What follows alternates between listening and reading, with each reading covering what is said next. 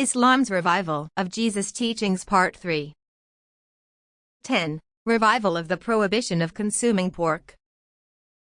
Jesus followed the laws of Moses and did not eat pork at all. And the swine, because it parts the hoof and is cloven-footed but does not chew the cud, is unclean to you.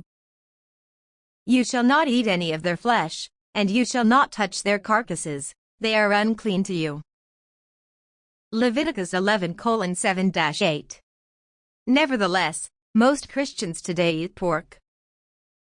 Islam revived the prohibition of consuming the meat of the pig. Allah has mentioned.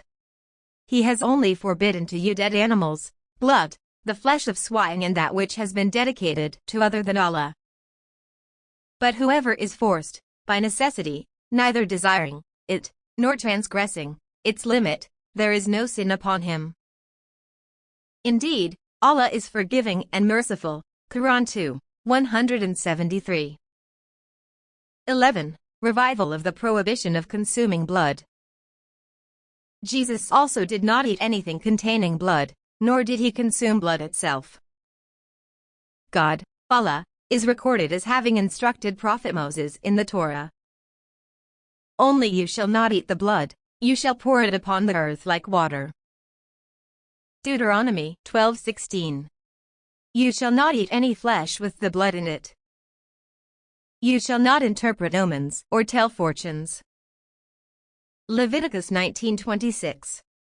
This prohibition has been revived in many verses of the Quran, one of which mentions, "Say, I do not find within that which was revealed to me anything forbidden to one who would eat it, unless it be a dead animal or blood spilled out or the flesh of swine, for indeed, it is impure." Quran 6:145. Quran 2:173, mentioned earlier, prohibits the meat of the pig, pork, ham, etc., as well as the blood of any animal, even if the animal is lawful to eat. Blood must be drained from the slaughtered animal before preparing the meat for eating. 12. Revival of the prohibition of adultery. The Bible says about adultery, "You have heard that it was said, 'You shall not commit adultery.' But I say to you that everyone who looks at a woman with lustful intent has already committed adultery with her in his heart. If your right eye causes you to sin, tear it out and throw it away. For it is better that you lose one of your members than that your whole body be thrown into hell. And if your right hand causes you to sin, cut it off and throw it away.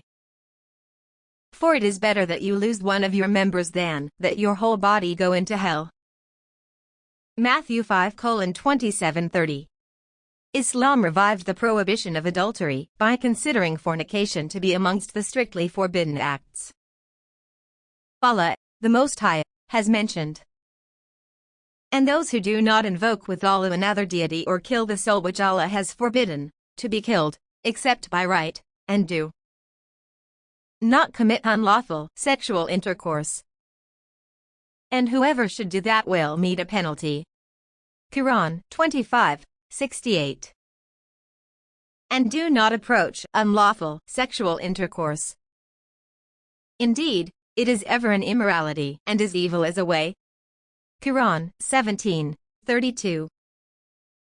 As a precaution against adultery and fornication, all acts which might lead to them are also prohibited. Thus, Islam has strictly forbidden men from being alone with non-mahram women. Mahram, a man with whom marriage is not permitted, for example, a woman's brother or father.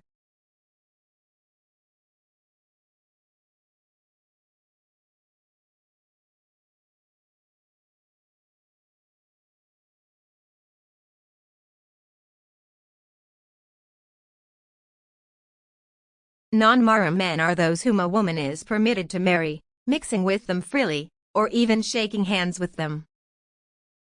At the same time, it encourages men and women to dress modestly and to speak to non-mahrams with a firm, business-like voice that is not enticing. At this point, one may inquire about the wisdom behind the prohibition of adultery.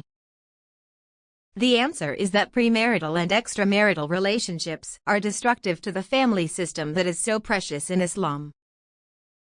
Intimate relationships outside the sacred bond of marriage have numerous harmful effects, including diseases such as HIV/AIDS and children who are looked down upon in society and considered to be without a lineage. Revival of various other beneficial practices. Along with the doctrinal teachings about the nature of Allah and Jesus that were revived by the religion of Islam, some of the detailed practices pertaining to everyday life, which Jesus and the earlier prophets had taught by example, were revived as well. Our list continues with a few examples of those teachings. 13. Revival of Ablution before prayer.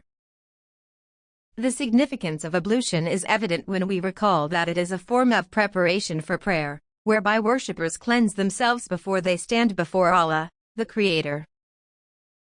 Jesus used to wash his limbs before performing the prayer, in compliance with Old Testament teachings. Moses and Aaron have been recorded as doing the same.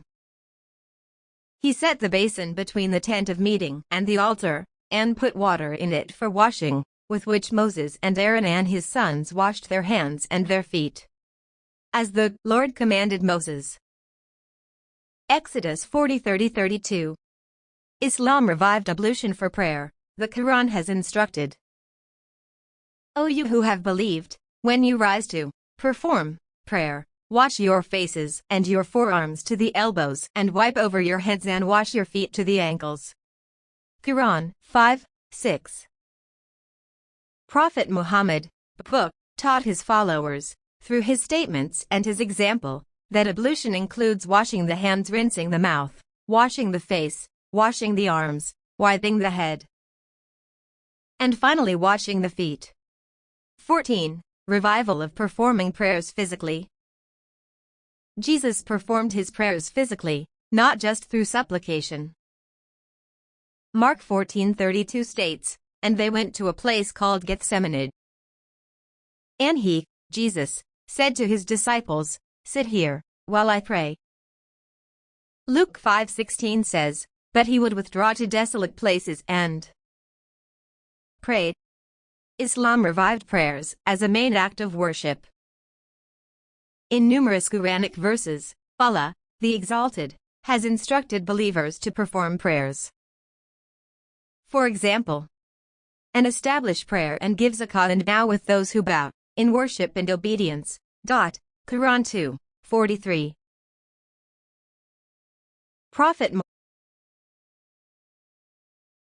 Prophet Muhammad taught his followers, through words and actions, that performing prayers includes standing up, bowing and prostrating.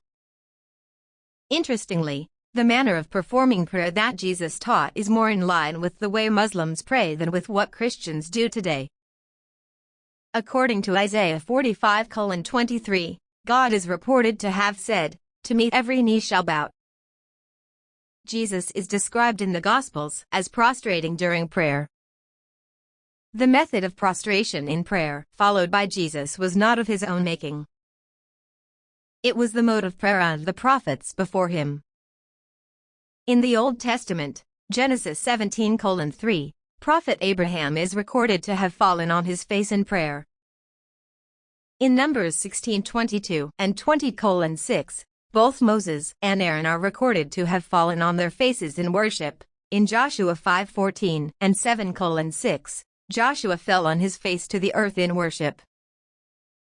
In I Kings 18:42, Elijah bowed down on the ground and put his face between his knees. This was the way of the prophets. Phillips, The True Message of Jesus Christ, 87-88. Christians today kneel down clasping their hands, in a posture which cannot be ascribed to Jesus or others. Phillips, The True Message of Jesus Christ, 87. In many of his statements, Prophet Muhammad, peace and blessings of Allah be upon him, taught his followers the manner of prayer, including bowing down and prostrating to Allah. 15. Revival of Compulsory Charity, Zakah. Jesus, peace be upon him, confirmed the institution of compulsory charity known as the tithe, tenth, which was required from the annual harvest. You shall tithe all the yield of your seed that comes from the field year by year. Deuteronomy 14:22. The Quran is a revival of Jesus' teachings. It teaches Muslims to pay charity at the time of harvest. Allah has mentioned, and He it is who causes gardens to grow, both trellised and untrellised, and palm trees and crops of different kinds of food, and olives and pomegranates, similar and dissimilar. Each of its fruit when it yields, and give its due, zakah, on the day of its harvest. The zakah due is 1/10 if the field is naturally irrigated, example by rain, and 1/20 if it is artificially irrigated, by the farmer's own efforts. This obligatory charity is levied on other material resources, like trade and livestock, as well, and be not excessive. Indeed, He does not like those who commit excess. Quran 6:141. The system of charity is well organized. It sets different rates for cash, precious metals, various trade goods, agricultural products and cattle. For example, the amount of zakah for cash that has been held for at least 1 year is 2.5%.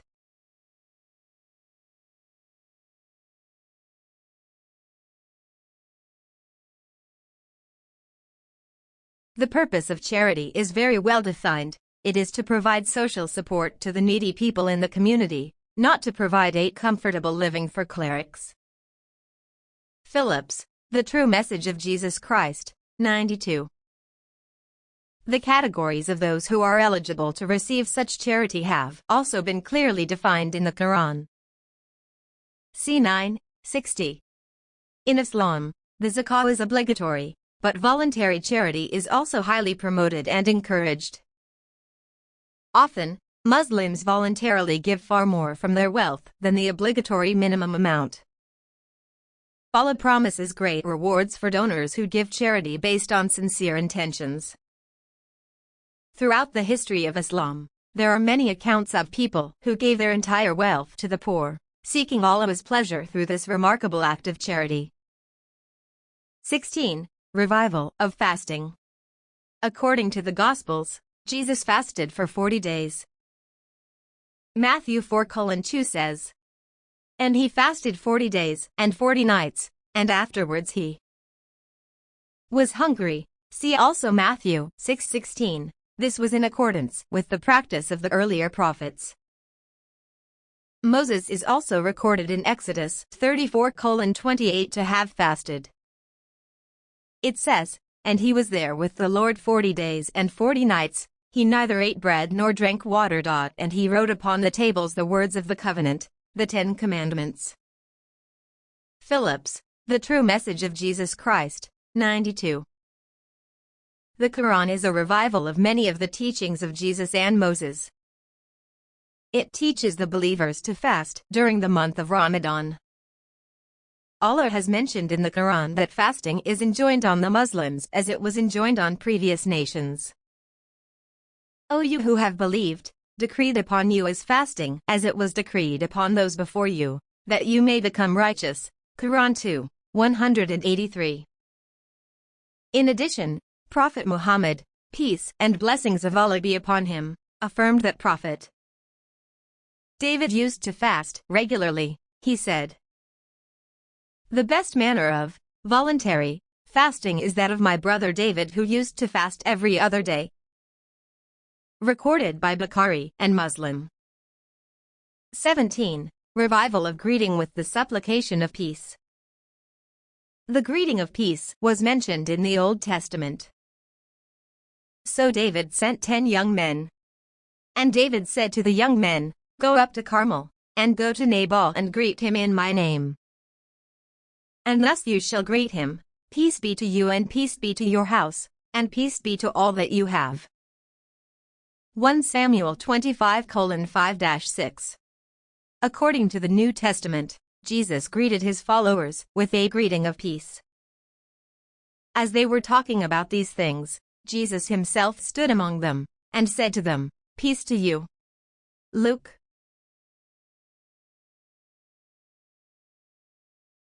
24:36. Jesus said to them again, "Peace be with you. As the Father has sent me, even so I am sending you." John 20:21. 8 days later, his disciples were inside again, and Thomas was with them. Although the doors were locked, Jesus came and stood among them and said, "Peace be with you." John 20:26. Whatever house you enter, first say, "Peace be to this house." Luke 10:5. Followers of Judaism have continued to use this as a greeting, in Hebrew, Shalom Aleichem. Christians do not use this as a greeting, but some denominations have a rite of peace as part of their church services. In 1969, the Catholic Church introduced the sign of peace during the Mass, when churchgoers turn to those around them, shake hands, and say, "Peace be with you." As a religion of peace and respect for others, Islam revived this noble greeting. The Quran instructs all those who enter homes to give the greetings of peace, and Allah has instructed the believers to greet each other with peace as well. And when those come to you who believe in our verses, say, "Peace be upon you." Quran 6:54. Prophet Muhammad, peace and blessings of Allah be upon him, also taught his followers to give this greeting whenever they met each other. The greeting of peace extends even to the heavens. The angels will greet those who enter paradise with the same greeting of peace. To this day, Muslims around the world, no matter their national origin or native language, and no matter whether or not they know each other, greet one another with the Arabic phrase Assalamu alaikum, peace be upon you. 18. Revival of veiling, Hijab, for women. The women around Jesus veiled themselves, according to the practice of women around the earlier prophets. Their garments were loose and covered their bodies completely, and they wore scarves which covered their hair. Phillips, The True Message of Jesus Christ, 88. And Rebekah lifted up her eyes, and when she saw Isaac, she dismounted from the camel, and said to the servant, "Who is that man, walking in the field, to meet us?" The servant said, "It is my master." So she took her veil and covered herself. Islam encourages decency and modest dress for both men and women. Muslim women are instructed to cover their bodies and to wear veils that cover their heads and chests. Allah has mentioned, "And tell the believing women to reduce some of their vision, and guard their private parts, and not expose their adornment, except that which necessarily appears thereof, and to wrap a portion of their head covers over their chests, and not expose their adornment."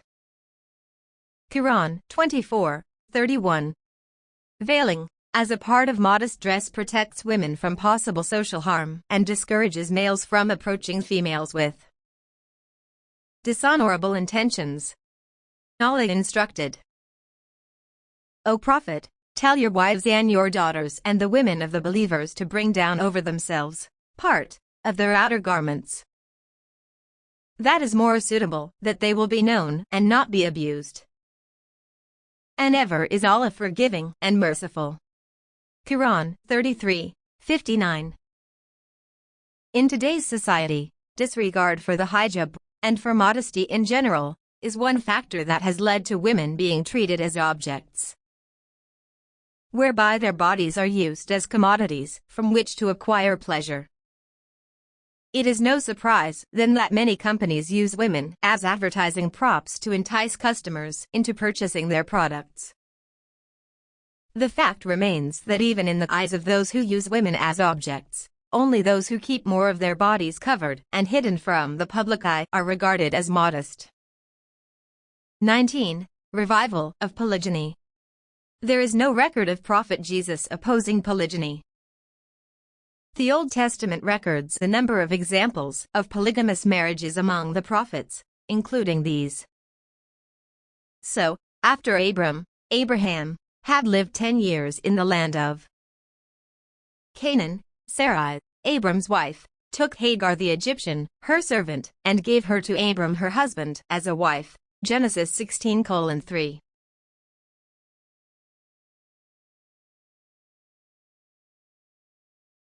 And David lived with Achish at Gath, he and his men, every man with his household, and David with his 2 wives Ahinoam of Jezreel, and Abigail of Carmel, Nabal's widow. 1 Samuel 27:3.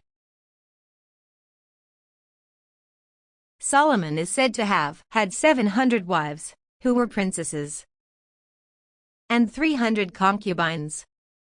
1 Kings 11:3. Solomon's son Rehoboam took 18 wives and 60 concubines. 2 Chronicles 11:21. The Old Testament even specified laws regarding the division of inheritance in polygamous circumstances, which indicates that the practice was a normal one in the society. Phillips, The True Message of Jesus Christ, 94. See Deuteronomy 21. 15-16. Jewish law actually requires polygyny in some situations. If a man dies without children, his wife is required to marry his brother even if the brother is already married. The reason is to produce an heir for her deceased husband, and her first child is considered to be his heir. Islam revived polygyny, this practice of the earlier prophets, but it imposed stringent restrictions. It permits a man to marry to up to 4 women, with strict conditions stipulating justice and equal treatment among the wives as the basic condition for polygyny. Allah has stated, "Marry those that please you of other women, 2 or 3 or 4. But if you fear that you will not be just, then marry only 1 or those your right hand possesses." Quran 4:3. The only restriction on polygyny, recorded in earlier scriptural teaching was the ban, in Leviticus 18:18, on taking a wife's sister as a rival wife. Phillips, The True Message of Jesus Christ, 95. This law is applied in Islam as well, as stated in Quran 4:23. 20. Revival of male circumcision. Jesus was circumcised, according to Luke 2:21.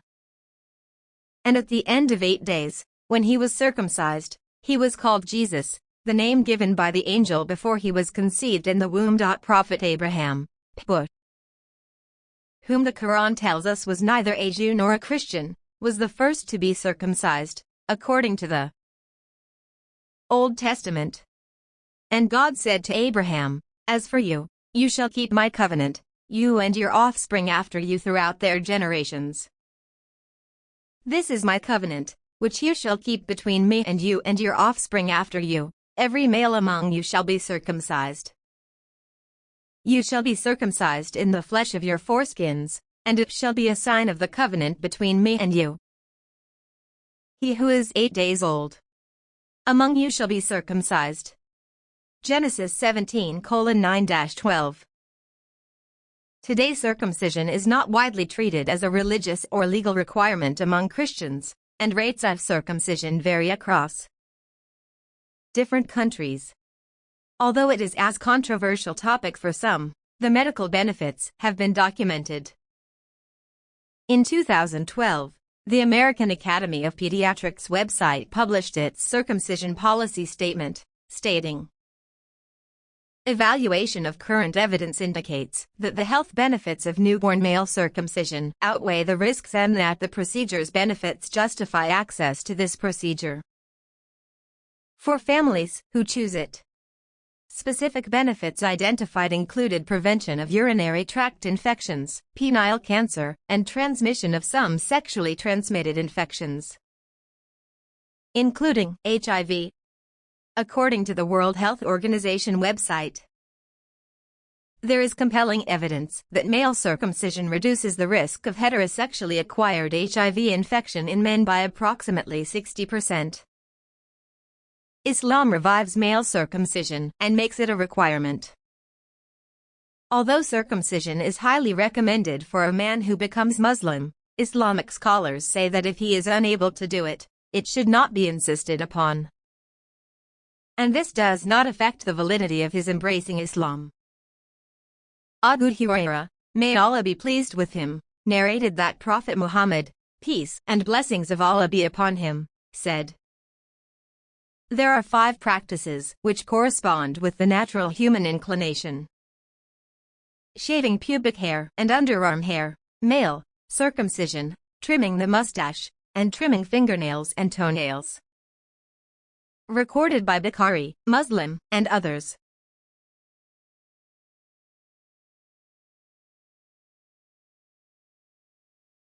Conclusion.